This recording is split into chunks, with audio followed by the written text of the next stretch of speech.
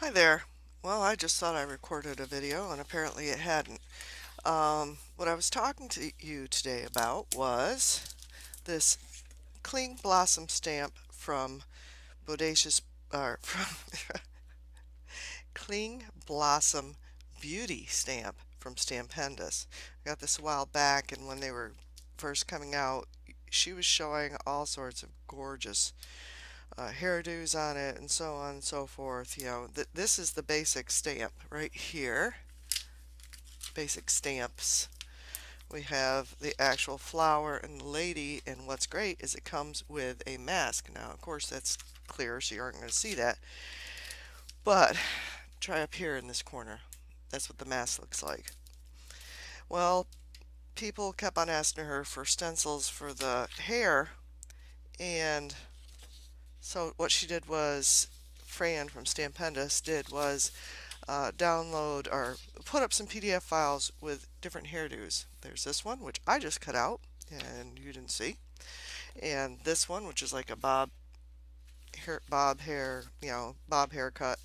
And then this one, which is oriental, and you can change ladies' looks by, changing her skin tone and so on. Now, what I was saying was, what I use is this stuff from the dollar store. It's just index dividers. Helps if I let you read it correctly. $1, whoop-de-doo. And I have used these to make regular stencils using my dies and so on, like multiple dies down, cut this out, then cut around it. Used a spellbinder's die to cut around this. Now, the trick to all this is putting a piece of paper on either side and then cutting it, and then sometimes it still doesn't cut through, and then you just grit out your X-Acto knife and go to town. Like I said, I just did the stencil for this lady's hair for this one. Okay, so what we're going to do, since that video for some reason went bye-bye and did not record, we are going to do it again. We're going to do the Oriental Lady. Now, I have a burning tool, but I decided not to use it, decided to use the X-Acto knife, and I'm using the one from Fiskars, which I absolutely love because it just gives me so much more control. I'm going to go down these chopsticks. I need to move it over a little bit further because I apparently was not quite on the line. And why I wasn't quite on the line is because I normally would have my face stuck in over here and my head right near view.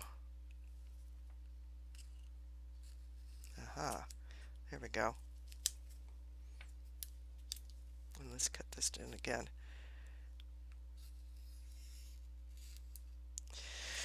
And what I did was tape the piece of paper underneath a plate of glass, which again was a dollar store frame, from a dollar store frame, and I had put duct tape around it so I wouldn't cut myself because the sides of the glass was sharp. I am not getting anywhere near where I should be on this. These chopsticks are obviously not going to be used. I am swaying all over the place. I wish that other video had recorded. I can use that first chopstick twice if I need to. Because this does not look like anything but a blob. Mistakes are bound to happen. Yes. Alright, let's see how I do on the hair. Like I said, I did great on the other one. But it didn't record! Alright. So, let's see. I am going to carefully, hopefully not with my fingers in your way, I'm trying to hold down the plastic so it doesn't shift at all, which is why I have everything taped down. I'm just following, or trying to follow the line. The bun needs to go over a little bit further. There we go. And the reason why I'm cutting on glass is because the blade just normally glides right over it. In fact, that's one of the problems, is I'm gliding a little bit too much. I don't want it just slip out from underneath me. Okay, down. Luckily you aren't having the glare problem I am. I can see that everything looks fine on the camera. However, not so much on this.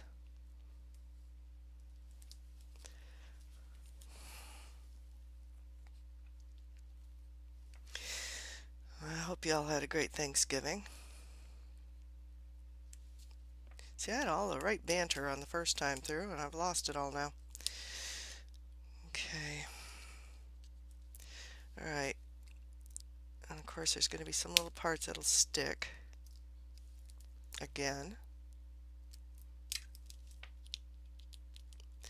And if you want, you can obviously try and be real careful and save this part for a mask also.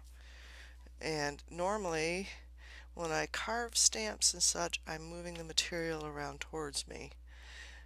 But in this case, I am trying not to have the material move too much. And she's going to have a jagged hairdo right there. Let's see if we can round that out a little more. There.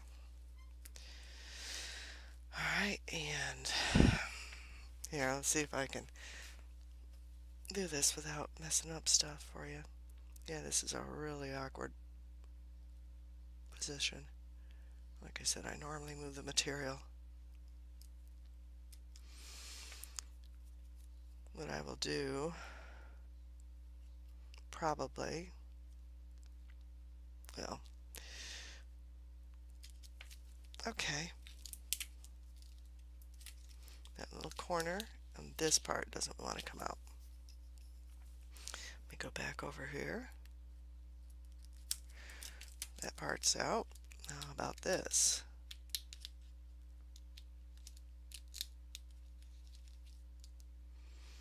And this corner. Obviously the corners are the ones that are giving me problems. There. She's got a haircut. Not exact, but what I'm using it for, it'll work. I know I'm supposed to be showing you my great skills, huh? Either way, you'll get the idea of what you need to do. And no, I did not just cut myself. I promise.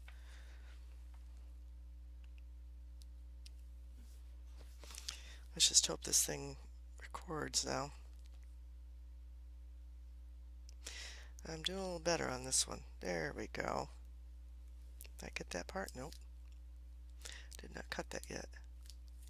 I'm going to hold that part down so it doesn't slide and move the... Yay! Okay, so let's see if we can pick this part out. And you're saying, oh gosh, look at this. You know, what are you going to use this little sliver for? Guys, just think of jelly plates. And if you don't know what a jelly plate is, just do a search. G-E-L-L-I plate. It's a mono printing system. Think of that on a mono printing system. That'll be fun. It'll make a nice design.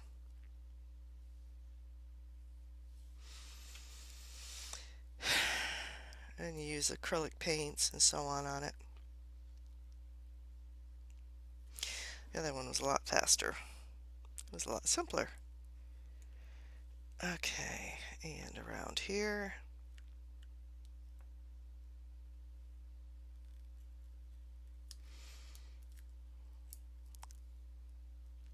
See, I do have some skills. I can get it where on the line if I can see it. The other part had a lot of glare.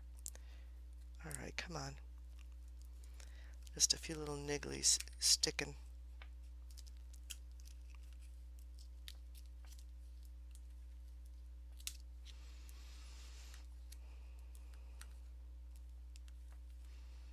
And there we go. And one last part. I was going to just do the hair, but now I'm on a roll. I want to see if I can finish this. And I'll do the other one on my own time, I promise.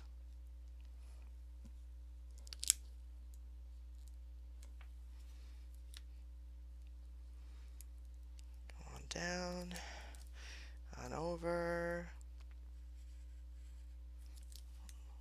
Try to connect. And I'm going to go over here.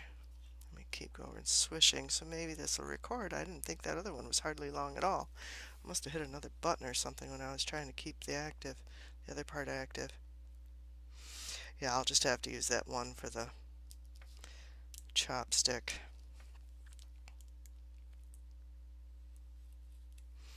I don't like that cut right there. There. Get rid of that. I had sort of dipped when I was trying to scope out the chopstick when I'm supposed to be watching the blade, huh?